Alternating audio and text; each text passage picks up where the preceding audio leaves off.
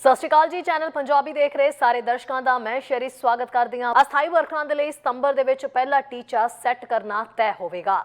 ਇਹ ਗੱਲ immigration minister ਦੇ ਵੱਲੋਂ ਕਹੀ ਗਈ ਹੈ। ਵਧ ਰਹੀ ਆਬਾਦੀ ਨੂੰ ਕੰਟਰੋਲ ਦੇ ਵਿੱਚ ਕਰਨ ਦੇ ਲਈ ਇਮੀਗ੍ਰੇਸ਼ਨ ਮੰਤਰੀ ਦੇ ਵੱਲੋਂ ਕੁਝ ਸੌਫਟ ਕੈਪ ਟੈਂਪਰੇਰੀ ਵਰਕਰਾਂ ਤੇ ਲਗਾਉਣ ਦੀ ਗੱਲ ਕਹੀ ਜਾ ਰਹੀ ਹੈ। ਫੈਡਰਲ ਸਰਕਾਰ ਅਗਲੇ 3 ਸਾਲਾਂ ਵਿੱਚ ਅਸਥਾਈ ਨਿਵਾਸੀਆਂ ਦੀ ਗਿਣਤੀ ਨੂੰ ਮੌਜੂਦਾ 6.2% ਤੋਂ ਘਟਾ ਕੇ ਆਬਾਦੀ ਦਾ 5% ਕਰਨ ਦੀ ਯੋਜਨਾ ਬਣਾ ਰਹੀ ਹੈ।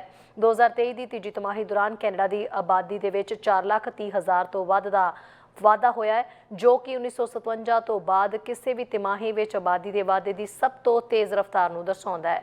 ਇਸ ਵਾਧੇ ਦਾ ਤਕਰੀਬਨ 3/4 ਹਿੱਸਾ ਗੈਰ ਅਸਥਾਈ ਨਿਵਾਸੀਆਂ ਦੇ ਦੁਆਰਾ ਚਲਾਇਆ ਗਿਆ ਸੀ।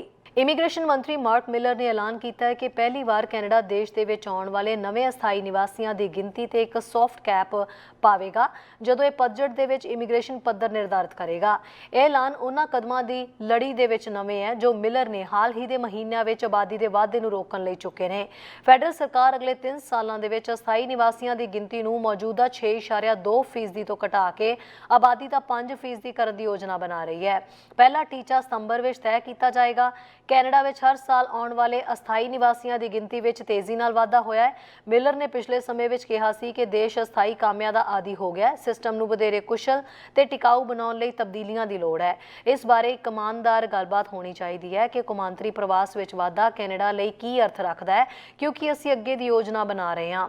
2023 ਦੀ ਤੀਜੀ ਤਿਮਾਹੀ ਦੌਰਾਨ ਕੈਨੇਡਾ ਦੀ ਆਬਾਦੀ ਦੇ ਵਿੱਚ 4,30,000 ਤੋਂ ਵੱਧ ਦਾ ਵਾਧਾ ਹੋਇਆ ਹੈ, ਜੋ ਕਿ 1957 ਤੋਂ ਬਾਅਦ ਕਿਸੇ ਵੀ ਤਿਮਾਹੀ ਵਿੱਚ ਆਬਾਦੀ ਦੇ ਵਾਧੇ ਦੀ ਸਭ ਤੋਂ ਤੇਜ਼ ਰਫ਼ਤਾਰ ਨੂੰ ਦਰਸਾਉਂਦਾ ਹੈ।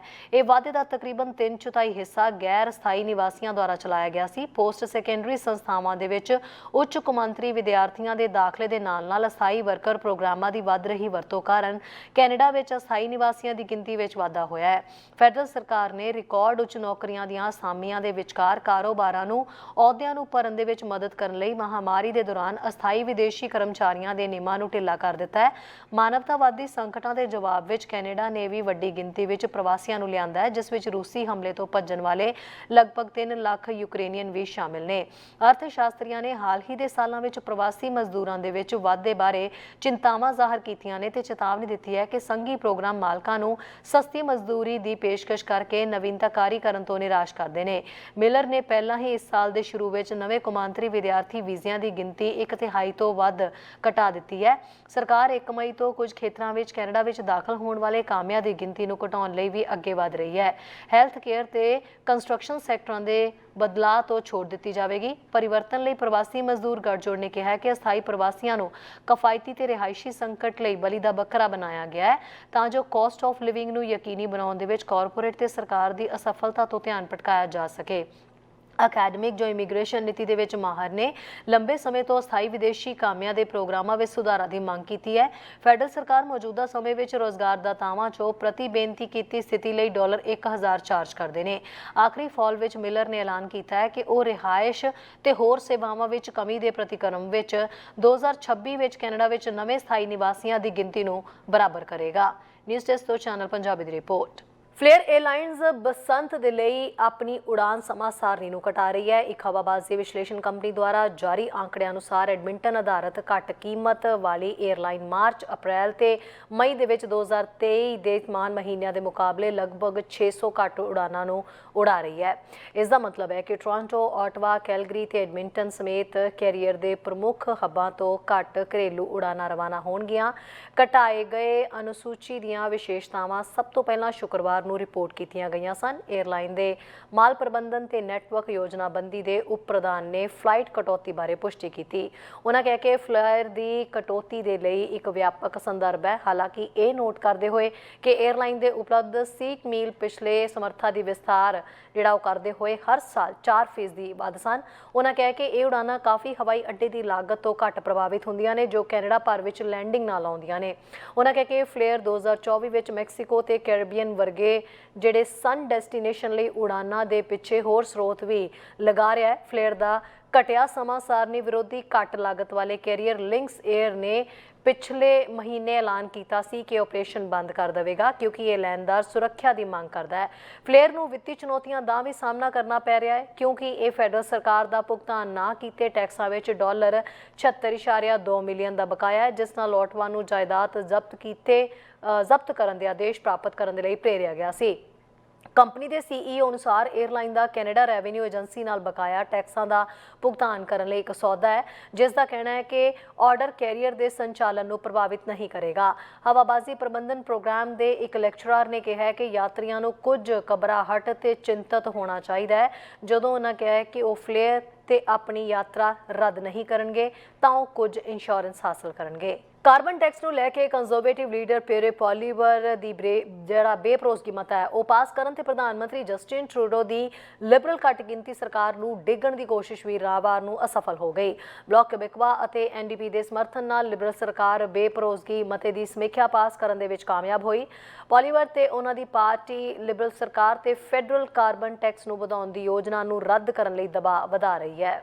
ਇੱਕ ਨਵਾਂ ਅਧਿਐਨ 2030 ਤੱਕ ਸੂਬੇ ਦੇ ਸਾਰੇ ਹਵਾਈ ਅੱਡਿਆਂ ਨੂੰ ਸ਼ੁੱਧ ਜ਼ੀਰੋ ਤੱਕ ਪਹੁੰਚਾਉਣ ਦੇ ਟੀਚੇ ਨਾਲ BC ਦੇ ਖੇਤਰੀ ਹਵਾਈ ਅੱਡਿਆਂ ਤੋਂ ਕਾਰਬਨ ਨਿਕਾਸੀ ਡੇਟਾ ਇਕੱਤਰ ਕਰੇਗਾ। ਇਹ ਅਧਿਐਨ ਸਰਕਾਰ ਦੁਆਰਾ ਵੈਨਕੂਵਰ ਦੇ ਹਵਾਈ ਅੱਡੇ ਦੇ ਨਾਲ ਇੱਕ ਸਮਝੌਤਾ ਪੱਤਰ ਤੇ ਹਸਤਾਖਰ ਕੀਤੇ ਜਾਣ ਤੋਂ ਬਾਅਦ 에ਅਰਲਾਈਨ ਉਦਯੋਗ ਨੂੰ ਵਧੇਰੇ ਵਾਤਾਵਰਣ ਲਈ ਟਿਕਾਊ ਬਣਾਉਣ ਦੇ ਉਦੇਸ਼ ਨਾਲ ਖੋਜ ਲਈ ਸਰਕਾਰ ਦੁਆਰਾ ਐਲਾਨ ਕੀਤੇ ਗਏ $8,75,000 ਦਾ ਹਿੱਸਾ ਹੈ। ਇੱਕ ਦੂਜਾ ਅਧਿਐਨ ਜਿਹੜਾ ਉਹ ਟਿਕਾਊ ਘੱਟ ਕਾਰਬਨ ਹਵਾਬਾਜ਼ੀ ਬਾਲਣ ਦੇ ਵਿਕਾਸ ਨੂੰ ਤੇਜ਼ ਕਰਨ ਤੇ ਵਿਚਾਰ ਕਰੇਗਾ, ਜੋ ਕਿ ਪ੍ਰੀਮੀਅਰ ਡੇਵਿਡ ਈਬੀ ਦਾ ਕਹਿਣਾ ਹੈ ਕਿ ਹਵਾਈ ਯਾਤਰਾ ਦੇ ਭਵਿੱਖ ਲਈ ਜ਼ਰੂਰੀ ਹੈ।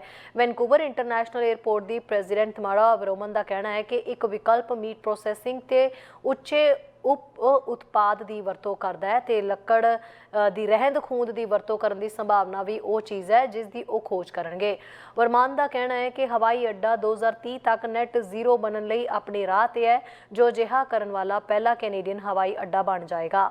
ਤੀਜਾ ਅਧਿਐਨ ਹਵਾਈ ਅੱਡੇ ਵੈਨਕੂਵਰ ਆਈਲੈਂਡ ਤੇ ਇਸ ਤੋਂ ਬਾਹਰ ਸੜਕਾਂ ਦੇ ਆਵਾਜਾਈ ਦੀ ਭੀੜ ਨੂੰ ਵਧਾਏ ਬਿਨਾਂ ਲੋਕਾਂ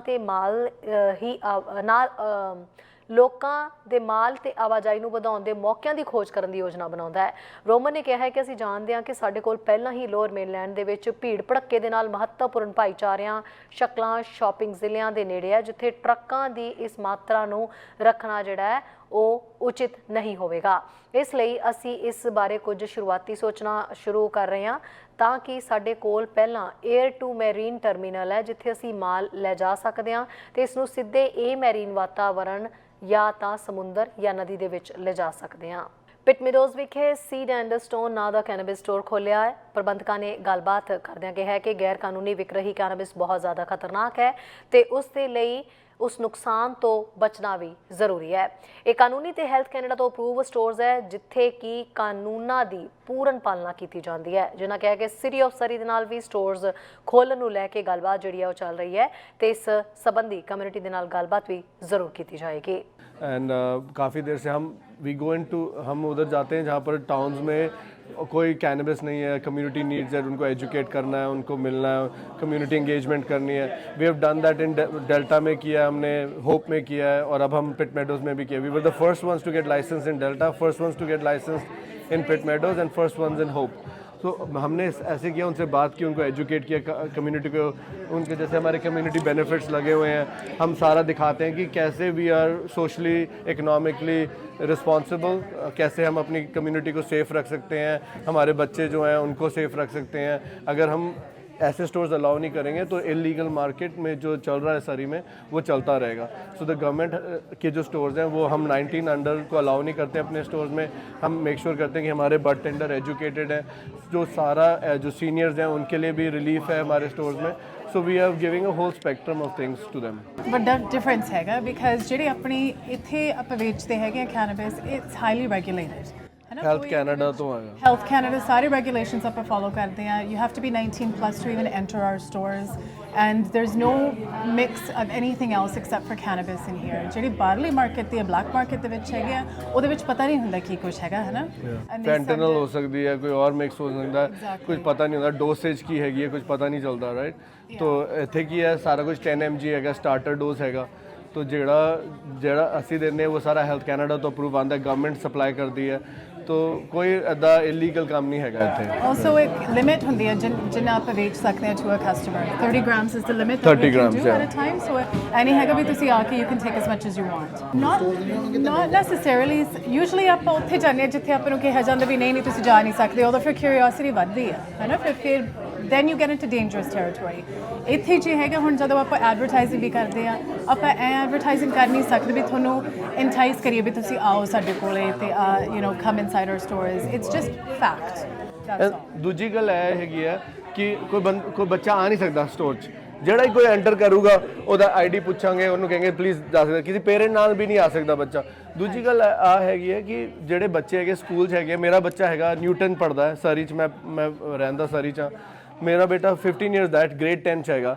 ਮੈਨੂੰ ਜ਼ਿਆਦਾ ਟੈਨਸ਼ਨ ਹੈਗੀ ਕਿ ਉਹਨੂੰ ਕੋਈ ਆ ਕੇ ਨਾ ਬੋਲੇ ਕਿ ਬੇਟੇ ਤੈਨੂੰ ਚਾਹੀਦਾ ਮੈਂ ਸ਼ੂਜ਼ ਲੈ ਦੇਣਾ, ਇਹ ਲੈ ਦੇਣਾ, ਤੂੰ ਇਹ ਮੇਰੇ ਲਈ ਕਰ। ਉਹ ਬਚਾਉਣ ਲਈ we have to make sure that ਇੱਦਾਂ ਦੇ ਸਟੋਰਸ ਅਲਾਉਡ ਹੈਗੇ ਜਿਹਦੇ ਰੈਗੂਲੇਸ਼ਨ ਫੋਲੋ ਕਰਦੇ ਆ, ਇੰਸਪੈਕਟਰ ਆਉਂਦੇ ਆ ਇੱਥੇ ਚੈੱਕ ਕਰਦੇ ਆ ਸਾਰਾ ਕੁਝ। ਅਸੀਂ ਮੇਕ ਸ਼ੋਰ ਕਰਦੇ ਹਾਂ CPTED ਪ੍ਰੋਗਰਾਮ ਜਿਹੜਾ ਹੈਗਾ RCMP ਦੇ ਨਾਲ, ਉਹਦੇ ਨਾਲ ਅਸੀਂ ਕਰਦੇ ਹਾਂ ਕੰਮ।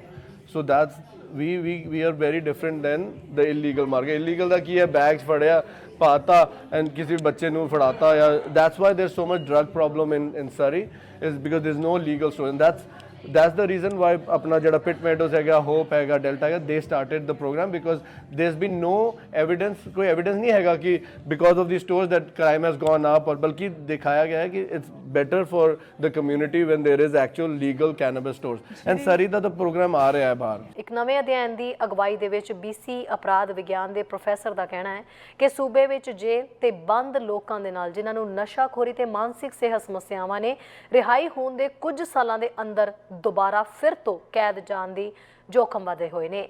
Criminal justice and behaviour general ਦੇ ਵਿੱਚ ਪ੍ਰਕਾਸ਼ਿਤ ਅਧਿਐਨ ਦੇ ਵਿੱਚ ਕਿਹਾ ਗਿਆ ਹੈ ਕਿ ਨਸ਼ੀਲੇ ਪਦਾਰਥਾਂ ਦੀ ਵਰਤੋਂ ਤੇ ਮਾਨਸਿਕ ਸਿਹਤ ਸੰਬੰਧੀ ਵਿਗਾੜਾਂ ਬਾਰੇ 72% ਲੋਕ ਰਿਹਾਈ ਦੇ 3 ਸਾਲਾਂ ਦੇ ਅੰਦਰ ਵਾਪਸ ਜੇਲ੍ਹ ਦੇ ਵਿੱਚ ਬੰਦ ਹੋ ਗਏ। BC ਵਿੱਚ ਇੱਕ ਨਵੇਂ ਅਧਿਐਨ ਦੇ ਮੁਤਾਬਕ ਸੁਧਾਰ ਪ੍ਰਣਾਲੀਆਂ ਦੇ ਵਿੱਚ ਮਾਨਸਿਕ ਸਿਹਤ ਤੇ ਪਦਾਰਥਾਂ ਦੀ ਵਰਤੋਂ ਸੰਬੰਧੀ ਵਿਕਾਰ ਵਾਲੇ ਲੋਕਾਂ ਨੂੰ ਵਾਪਸ ਭੇਜੇ ਜਾਣ ਦਾ ਜੋਖਮ ਜ਼ਿਆਦਾ ਵਧ ਰਿਹਾ ਹੈ।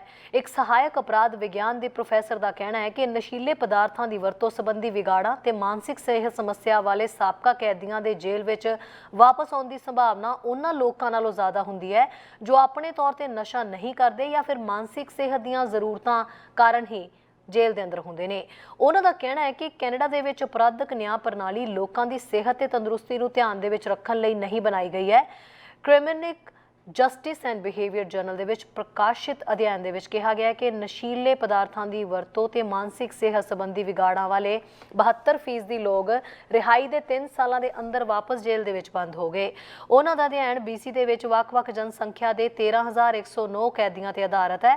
72% ਲੋਕ ਪੁਨਰ ਜਨਮ ਦੇ ਵਿੱਚ ਸਨ। 70% ਪਦਾਰਥਾਂ ਦੀ ਵਰਤੋਂ ਦੇ ਵਿਗਾੜ ਕਾਰਨ, 54% ਮਾਨਸਿਕ ਸਿਹਤ ਲੋੜਾਂ ਤੋਂ, 49% ਬਿਨਾਂ ਕਿਸੇ ਵਿਗਾੜ ਤੋਂ ਹੁੰਦੇ ਨੇ।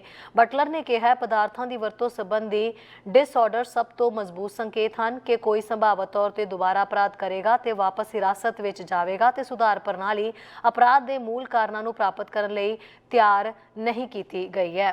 ਕੁੱਲ ਮਿਲਾ ਕੇ ਅਧਿਐਨ ਦੇ ਵਿੱਚ ਪਾਇਆ ਗਿਆ ਕਿ ਸਮੇਂ ਦੀ ਮਿਆਦ ਤੋਂ ਰਿਹਾਅ ਹੋਏ ਕੈਦੀਆਂ ਦੇ ਵਿੱਚੋਂ 61% 3 ਸਾਲਾਂ ਦੇ ਅੰਦਰ ਜੇਲ੍ਹ ਵਿੱਚ ਵਾਪਸ ਚਲੇ ਗਏ ਤੇ ਨਸ਼ਾਖੋਰੀ ਤੇ ਮਾਨਸਿਕ ਸਿਹਤ ਵਿਗਾੜ ਵਾਲੇ ਹਨ। ਉਹਨਾਂ ਨੂੰ ਪੁਨਰ ਜਨਮ ਦੇ ਕਾਫੀ ਉੱਚ ਜੋਖਮ ਵਿੱਚ ਪਾਇਆ ਗਿਆ।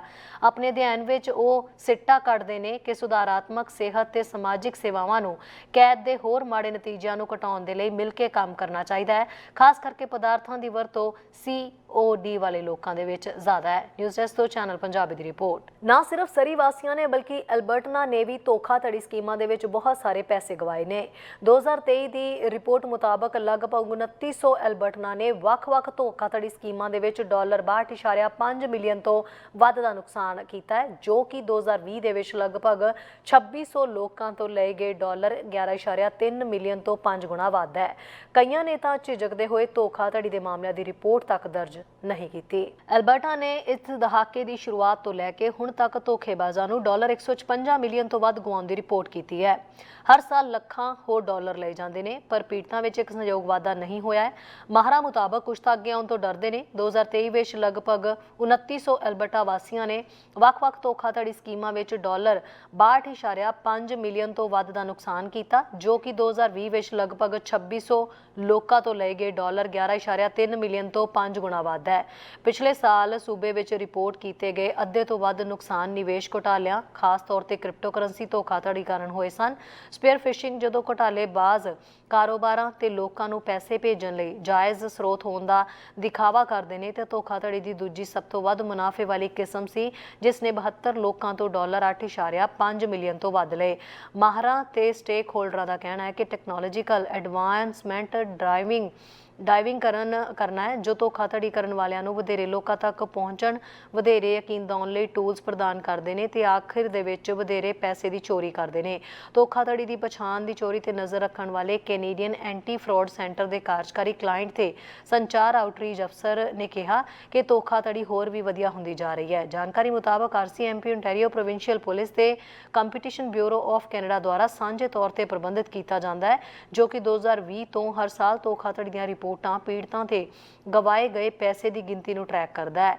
ਡਾਟਾ ਸੈੱਟ ਨਿਵੇਸ਼ ਸਕੀਮਾਂ, ਫਿਸ਼ਿੰਗ ਤੇ ਰੋਮਾਂਸ ਘੁਟਾਲਿਆਂ ਤੇ ਕਈ ਦਰਜਨ ਹੋਰ ਕਿਸਮਾਂ ਦੀ ਧੋਖਾਧੜੀ ਨੂੰ ਟਰੈਕ ਕਰਦਾ ਹੈ। ਕੈਨੇਡੀਅਨ ਐਂਟੀ ਫਰਾਡ ਸੈਂਟਰ ਦਾ ਅੰਦਾਜ਼ਾ ਹੈ ਕਿ ਸਿਰਫ 5 ਤੋਂ 10% ਦੀ ਘਟਨਾਵਾਂ ਹੀ ਰਿਪੋਰਟ ਕੀਤੀਆਂ ਜਾਂਦੀਆਂ ਨੇ। ਪਿਛਲੇ ਸਾਲ ਅਲਬਰਟਾ ਵਿੱਚ 2022 ਦੇ ਮੁਕਾਬਲੇ ਧੋਖਾਧੜੀ ਦੇ ਲਗਭਗ 400 ਜਿਹੜੇ ਨੇ ਰਿਪੋਰਟ ਕੀਤੇ ਗਏ ਇਸ ਤੋਂ ਘੱਟ ਪੀੜਤ ਸਨ, ਜਦੋਂ ਕਿ 3300 ਪੀੜਤਾਂ ਨੇ $52.1 ਮਿਲੀਅਨ ਗਵਾਉਣ ਦੀ ਰਿਪੋਰਟ ਕੀਤੀ ਸੀ। ਨਿਵੇਸ਼ ਘੁਟਾਲੇ, ਪਿਰਾਮਿਡ ਸਕੀਮਾਂ ਵਰਗੀਆਂ ਧੋਖਾਧੜੀਆਂ ਸਮੇਤ ਹਰ ਸਾਲ ਐਲਬਰਟਾ ਵਿੱਚ ਸਭ ਤੋਂ ਵੱਧ ਮੁਨਾਫੇ ਵਾਲੇ ਸਾਬਤ ਹੋਏ ਨੇ ਤੇ ਘਪਲੇਬਾਜ਼ਾਂ ਦੁਆਰਾ ਜੋ ਰਕਮ ਇਕੱਠੀ ਕੀਤੀ ਜਾਂਦੀ ਹੈ ਉਹ ਬਹੁਤ ਘੱਟ ਦਰ ਨਾਲ ਵਧੀ ਹੈ। ਪਿਛਲੇ ਸਾਲ ਐਲਬਰਟਨਸ ਨੇ ਧੋਖਾਧੜੀ ਵਿੱਚ ਗਵਾਏ ਗਏ ਸਾਰੇ ਪੈਸਿਆਂ ਦੇ ਵਿੱਚੋਂ 57% ਤੋਂ ਵੱਧ ਲਗਭਗ $35,009 ਮਿਲੀਅਨ ਨਿਵੇਸ਼ ਘੁਟਾਲਿਆਂ ਦੁਆਰਾ ਸੀ, ਜੋ ਕਿ 2020 ਦੇ ਵਿੱਚ ਰਿਪੋਰਟ ਕੀਤੇ ਗਏ $2.4 ਮਿਲੀਅਨ ਦੇ ਨੁਕਸਾਨ ਤੋਂ ਇੱਕ ਵੱਡਾ ਵਾਧਾ ਹੈ। ਨਿਊਜ਼ ਡੈਸਕ ਤੋਂ ਚੈਨਲ ਪੰਜਾਬੀ ਦੀ ਰਿਪੋਰਟ। ਅੱਗੇ ਦੇਖਦੇ ਹਾਂ ਐਡਮਿੰਟਨ ਤੋਂ ਸਾਡੇ ਸੀਨੀਅਰ ਪੱਤਰਕਾਰ ਕੁਲਮੀਤ ਸਿੰਘ ਸੰਘਾ ਦੀ ਇਹ ਖਾਸ ਅਪਡੇਟ। ਚੈਨਲ ਪੰਜਾਬੀ ਵੇਖ ਰਹੇ ਸਮੂਹ ਦਰਸ਼ਕਾਂ ਨੂੰ ਕੁਲਮੀਤ ਸਿੰਘ ਵੱਲੋਂ ਨਿੱਘੀ ਜੀ ਆਇਆਂ। ਵਾਹਿਗੁਰੂ ਜੀ ਕਾ ਖਾਲਸਾ, ਵਾਹਿਗੁਰੂ ਜੀ ਕੀ ਫਤਿਹ। ਐਡਮਿੰਟਨ ਸ਼ਹਿਰ ਤੋਂ ਇੱਕ ਖਬਰ ਲੈ ਕੇ ਦੋਸਤੋ ਹਾਜ਼ਰ ਹੋ ਰਿਹਾ। ਪਿਛਲੇ ਦਿਨਾਂ ਵਿੱਚ ਕੀ ਹੋਇਆ ਜੀ ਕਿ ਇੱਕ ਪੇਸ਼ੈਂਟ ਨੂੰ ਰਿਲੀਜ਼ ਕੀਤਾ ਗਿਆ ਜਿਹਦੇ ਸਟ੍ਰੋਕ ਹੋਈ ਸੀਗੀ ਔਰ ਉਹਨੂੰ ਬਾਅਦ ਦੇ ਵਿੱਚ ਕੇਅਰ ਹੋਮ ਦੇ ਵਿੱਚ ਭੇਜਿਆ ਜਾਣਾ ਸੀਗਾ, ਪਰ ਇੱਕ ਜਿਹੜੀ ਸੋਸ਼ਲ ਸਰਵਿਸਿਜ਼ ਦੀ ਇੱਕ ਕੋਈ ਏਜੰਸੀ ਆ, ਉਹਨਾਂ ਨੇ ਕੁਝ ਹੋਰ ਅਰੇਂਜਮੈਂਟ ਕੀਤੇ ਹੋਏ ਤੇ ਉਹਨੂੰ ਉਸ ਵਿਅਕਤੀ ਨੂੰ ਇੱਕ ਹੋਟਲ ਦੇ ਵਿੱਚ ਭੇਜ ਦਿੱਤਾ। ਅੱਛਾ, ਹਜੇ ਉਹ ਖਬਰ ਠੰਡੀ ਨਹੀਂ ਸੀ ਹੋ ਰਹੀ, ਜਿਉਂ ਹੀ ਉਹ ਗੱਲਬਾਤ CBC ਨੇ ਬਾਹਰ ਲਿਆਂਦੀ ਕਿ ਆਹ ਕਹਾਣੀ ਹੋ ਰਹੀ ਹੈ ਹੈਲਥ ਕੇਅਰ ਦੇ ਵਿੱਚ, ਵੀ ਮਰੀਜ਼ ਨੂੰ ਕੇਅਰ ਹੋਮ ਦੇ ਵਿੱਚ ਭੇਜਣ ਦੀ ਬਜਾਏ ਉਹਨਾਂ ਨੂੰ ਹੋਟਲਾਂ ਵਿੱਚ ਭੇਜਿਆ ਜਾ ਰਿਹਾ। ਤੇ ਹੁਣ ਇੱਕ ਦੂਸਰਾ ਪਰਿਵਾਰ ਆ ਜੀ, ਉਹ ਵੀ ਅੱਗੇ ਆਇਆ ਔਰ ਉਹਨਾਂ ਨੇ ਆ ਕੇ ਵੀ ਇਹੀ ਗੱਲ ਦੱਸੀ ਆ।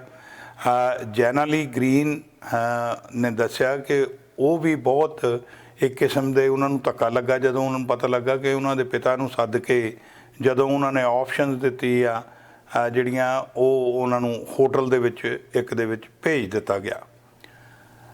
ਹੁਣ ਜਦੋਂ ਇਹ ਖਬਰਾਂ ਬਾਹਰ ਆਈਆਂ ਨੇ ਤੇ ਜਿਹੜਾ ਅਲਬਰਟਾ ਹੈਲਥ ਸਰਵਿਸਿਜ਼ ਔਰ ਉਹਦੇ ਨਾਲ ਦੀ ਨਾਲ ਸਰਕਾਰ ਜਿਹੜੀ ਆ ਉਹਨੂੰ ਜਵਾਬਦੇਹ ਹੋਣਾ ਪੈ ਰਿਹਾ ਆ। ਜਦੋਂ ਗੱਲਬਾਤ ਉਸ ਸੋਸ਼ਲ ਸਰਵਿਸਿਜ਼ ਨਾਲ ਕੀਤੀ ਗਈ ਵੀ ਭਾਈ ਇਹ ਤੁਸੀਂ ਪੇਸ਼ੈਂਟ ਜਿਨ੍ਹਾਂ ਨੂੰ ਬਾਅਦ ਦੇ ਵਿੱਚ ਹੈਲਪ ਚਾਹੀਦੀ ਆ, ਦਵਾਈਆਂ ਚਾਹੀਦੀਆਂ ਨੇ, ਉਹਨਾਂ ਨੂੰ ਤੁਸੀਂ ਆਪਣੇ ਆਪ ਤੇ ਛੱਡ ਕੇ ਕਿਵੇਂ ਕਹਿ ਸਕਦੇ ਆ ਵੀ ਇੱਥੇ ਉਹਨਾਂ ਦੀ ਮਦਦ ਕੀਤੀ ਜਾ ਰਹੀ ਆ।